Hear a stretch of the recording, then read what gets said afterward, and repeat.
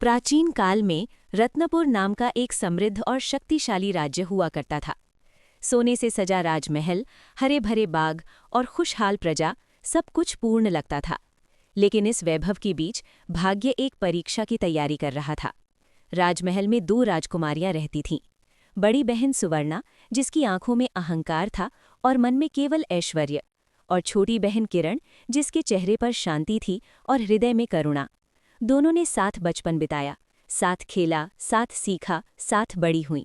पर जैसे जैसे उम्र बढ़ी, उनके रास्ते अलग होते चले गए। राजमहल के भव्य भोजन कक्ष में, जहां सोने की थालियों में स्वादिष्ट भोजन परोसा जाता था, सुवर्णा केवल अपनी पसंद का भोजन चुनती, जबकि किरण हर अन्न को आदर और कृतज्ञता से ग्रहण करती। किरण का मन राजमहल की दीवारों से आगे भी देखता था। वो अक्सर महल के बाहर भूखे बच्चों को अपना भोजन बांट देती।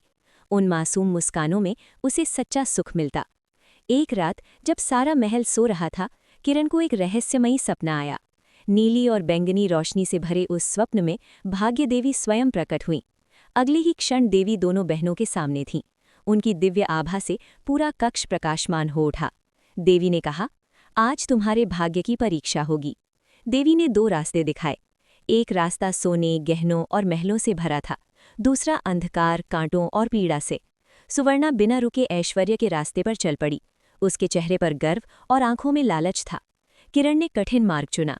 कांटों पर चलते हुए भी वो घायलों की मदद करती रही, भूखों को भोजन देती रही और हर दुख में आशा का दीप जलाती रही।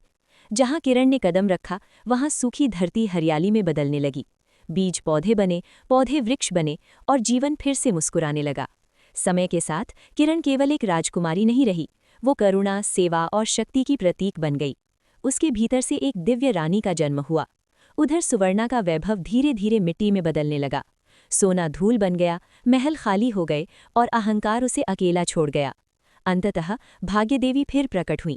उन्होंने किरण के सिर पर प्रकाशमय मुकुट रखा और कहा, सच्चा राज वही करता है जो सेवा करता है।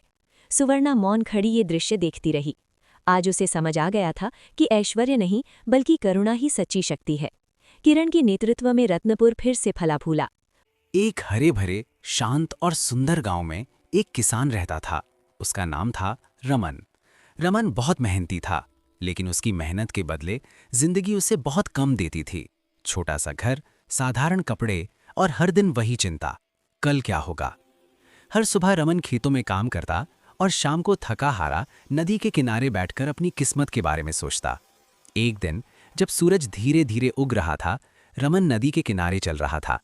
तभी उसकी नज़र एक अजीब सी चमक पर पड़ी। नदी के पास एक सफ़ेद बत्तख खड़ी थी। उसके पंखों से हल्की हल्की सुनहरी रोशनी निकल रही थी। रमन चौंक गया, उसने ऐसा कभी नहीं देखा था। बत्तख डरने के बजाय शांत खड़ी रही। उसकी आंखों में मासूमियत थी। रमन ने प्यार से कहा, डरो मत, मैं तुम्हें नुकसान नहीं पहुंचाऊंगा। वो बत्तख को अपने घर ले आया और उसकी देखभाल करने लगा। उस रात रमन को नींद नहीं आ रही थी। मन में सवाल थे, क्या ये बत्तख सच में जादुई है? अगली सुबह जब रमन उठा तो उसकी आंखें खुली की खुली रह गईं। बत्तख के पास घोंसले में एक सोने का अंडा पड़ा था। सचमुच का सोना, चमकता हुआ, कीमती, जादुई। रमन ने कांपते हाथों से उस अंडे को उठाया। उसे भरोसा नहीं हो रहा था। वो अंडा बाजार ले गया। लोग हैरान रह गए। अंडा बिक गया और रमन को बहुत सारे पैसे मिले। उस दिन के बाद हर सुबह बत्तख एक सोने का अंडा देती। रमन की जिंदगी बदलने लगी। घर ठीक हो गया, पेट भरने लगा, चेहरे पर मुस्कान लौट आई। वो दूसरों की मदद भी करने लगा। गांव वाले उसकी इज्जत करने लगे। लेकिन कहते हैं ना, जहां खुशी आती है वहां कभी कभी लालच भी आ जाता है। एक रात रमन सोचने लगा कि अगर रोज एक अंडा मिल रहा है तो बत्तख के अंदर कितना सारा सोना होगा। उसका मन अब शांत नहीं था। लालच ने उसकी समझ को ढक लिया। अगली सुबह उसने एक बहुत बड़ी गलती कर दी। उसने सोचा, आज सब कुछ एक साथ मिल जाएगा। लेकिन जब सब खत्म हुआ तो वहां ना सोना था, ना जादू, ना बत्तख, सिर्फ खामोशी और पछतावा। रमन जमीन पर बैठ गया। उसकी आंखों से आंसू बहने लगे। उसे समझ आ गया कि जिसने उसे सब कुछ दिया, उसी को उसने लालच में खो लिया। उस दिन के बाद रमन फिर से साधारण किसान बन गया। लेकिन अब वो एक बात अच्छी तरह जान चुका था, खुशी सब कुछ एक साथ पाने में नहीं, बल्कि जो है उसी में संतोष रखने